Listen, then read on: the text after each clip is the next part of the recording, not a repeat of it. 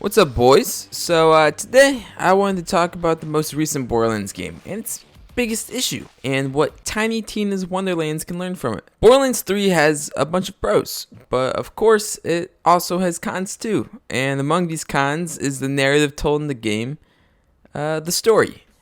The overarching story of the Borderlands franchise is actually really cool and all of the interesting characters involved, but Ava, the Calypso Twins, and the pacing of the story all hold back the game a little bit for me. I'm gonna be a siren, and then I'm gonna mop the floor with assholes like you. So I think most people know that Ava sucks. Like, she's annoying. Like, very annoying. She's a bratty character when you first meet her. Almost like Ahsoka Tano from the Clone Wars. So at first I was like, oh, whatever, they're just going to start her off as an annoying character and eventually progress her throughout the game, and I'm going to love her at the end.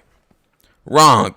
Like a lot of characters, a huge turning point has to happen in order for Ava to be likable, to put her on the right path, and then to succeed on whatever she's meant to do.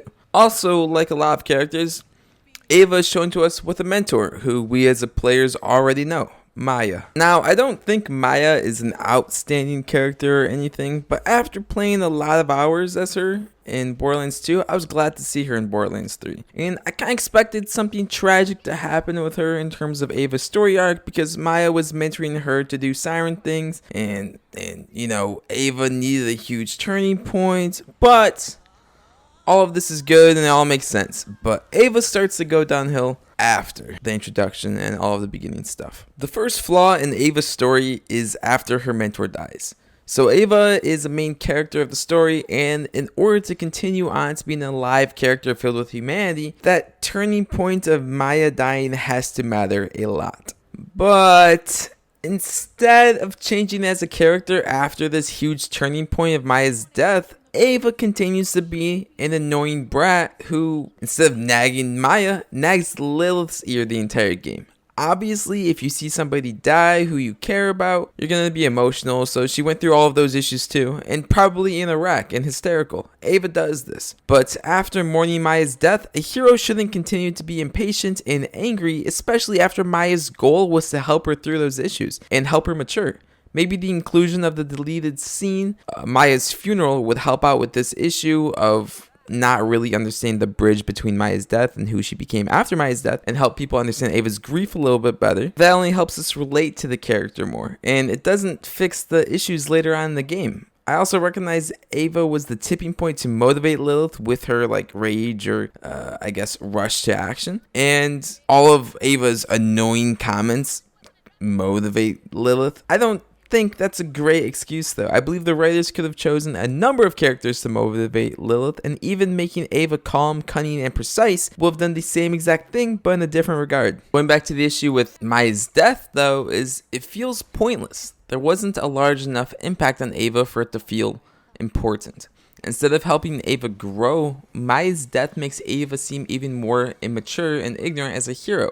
She isn't growing from her pain and trauma. She seems to not grow from anything and be the same exact character. Not to mention throughout the entire story, Ava just seems to be the same annoying kid as you met her from the beginning who just will not grow up. And instead of the huge turning point of Maya's death mattering at the beginning, she seems to have the same exact mentality and amount of responsibility literally until the very end of the game.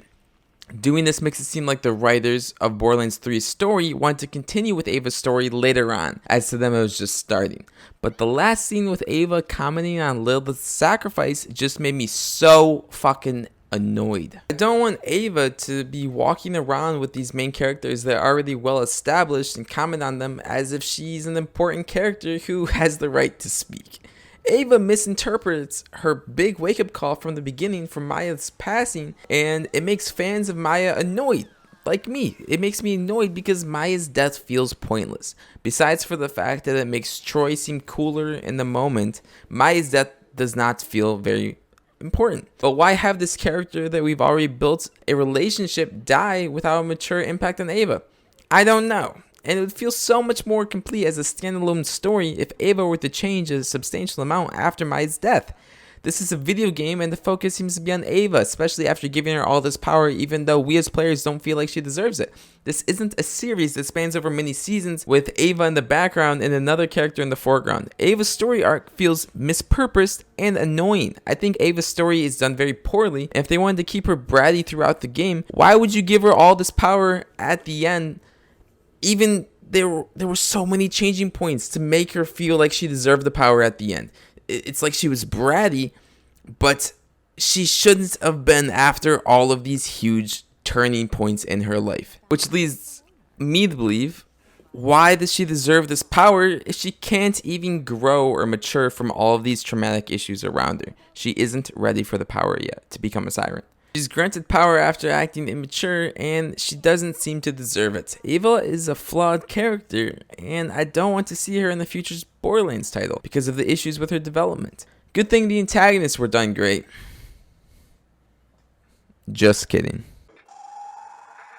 What is up, brothers and sisters? God Queen Tyreen coming to you live. I think the setup for the antagonists of Borderlands 3 was done pretty good. It made sense for somebody to try to cultivate the giant force of people across Pandora under one banner, but instead of making the leaders of this giant bandit force feel smart and intuitive, as somebody managing to bring all of the bandits together would need to be pretty smart and intuitive, they make them annoying TikTokers. In Borderlands 2, Handsome Jack was such a great character because of his charisma, intelligence, and how much of an asshole he was. The Calypso Twins aren't charismatic at all, even though they try pretty hard to be charming. Which, if you were to be a hugely successful social media star, you would have to be interesting to watch or charming in some aspect, even if your audience has the intellect of a chimpanzee. I have a hard time believing that the Calypso Twins are super smart because of how egotistical they are and how many stupid ass comments they make. And yes, the Calypso Twins are assholes, but that's the only thing they get right. I'm sorry, but if you're just an asshole and don't contribute any humor or anything else, you're probably not a fun guy. First issue that I could think of that Gearbox made in Borderlands 3 in terms of the Calypso Twins was the first time you see them in game. You kind of hear Lilith mention them early on, and you see some of the things they put together lean up to the moment you meet Tyreen and Troy for the first time. And all of these things allude to these characters being a huge scary threat. But when you first get introduced to these characters, it's like finding out your annoying friend from high school got big on TikTok. This first impression is so annoying. So if Gearbox was going for a couple charismatic leaders of a giant force across Pandora, they fucked up. Another character that was meant to be charismatic was of course Handsome Jack. And instead of his introduction being cringy, he's overly friendly with you in a very sarcastic way that is fun and lends to his charm and charisma. These Calypso Twins decide to throw all of the little bit of charisma they have away and instead of focus on being caught up in TikTok stardom. After this first scene, I was ready to brush it under the rug, hoping the next time I see these characters, they're interesting. I was wrong. The next time you get to see these characters, they're showing the display of power by messing around with Lilith in the least cool way possible and stealing her powers from her.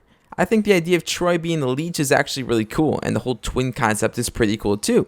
But did they have to be so annoying and braggadocious with a simple concept of strategy?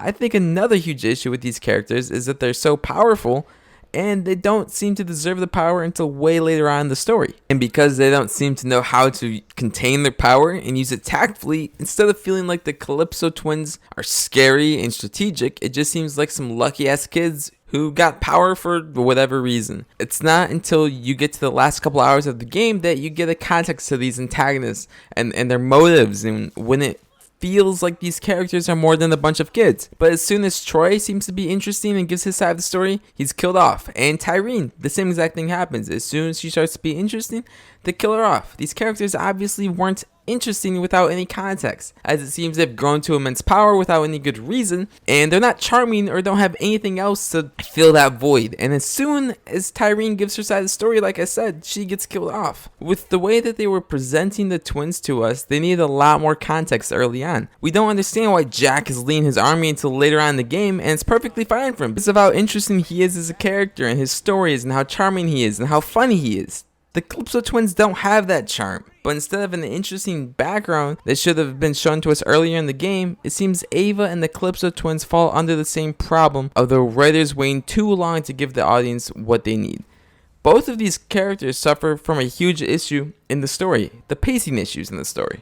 Now, Ava and the Calypso Twins had a lot of problems, but I don't think it's what ruined the story for me. Even though these characters are pretty annoying, the overarching story of Borderlands 3 still felt very interesting and complex, until after we killed Troy. I think the pacing of the story is a huge problem in Borderlands 3. Not only are there characters that are paced poorly, the overarching story is also paced pretty poorly. There are too many stop and go moments throughout the game that make it feel tiresome. But I think the biggest moment that felt annoying was right after the fight with Troy. Leading up to the fight with Troy, it felt like the game was coming to a close. Everyone was ready to storm the base of operations of the Calypso Twins and take a fight to them finally. Even with all of the issues prior to this, I was still excited to kill Troy and Tyreen and end the Children of the Vault. After slaughtering a bunch of bandits, we get to Troy as he's unleashing the Destroyer upon the galaxy. It felt pretty reminiscent of when we got to Jack before he releases the Warrior. We killed Troy, and with an amazing boss fight, I was ready to end the game and roll the credits. In the moments, I didn't even care about stupid Tyreen or anything. I forgot about her. Guess what? It turns out Tyreen's not dead, and the Destroyer still isn't freed, and we have to go do more quests to stop Tyreen from releasing the Destroyer. The pacing at this moment felt terrible. Instead of having us do some quests that give context to the climax, as the climax is happening, we should have found Typhon de Leon before even going to fight Troy. Gearbox should have given us something else earlier on to figure out how to stop the Destroyer. And not only would it solve the issue of the Calypso Twins having little to no context, as Typhon de Leon gives us a bunch of context to these characters, I believe if they would have taken out the Carnivore section and made it a side quest or like a cool side content area, kind of like the whole Kilovolt thing with Moxie, and put the whole Necro de Feo section there right before the Troy fight, and then after you kill Troy, Tyreen becomes a Destroyer and you fight Tyreen, and that's the end of the game. I think that would have flowed so much better, and when it would have given us context to these characters before killing one of them. It would have made them seem more interesting and would have made the final climax more fulfilling. Don't get me wrong, I like the Carnivore Penn and Teller section with Tannis, but it just should have been side content in my opinion.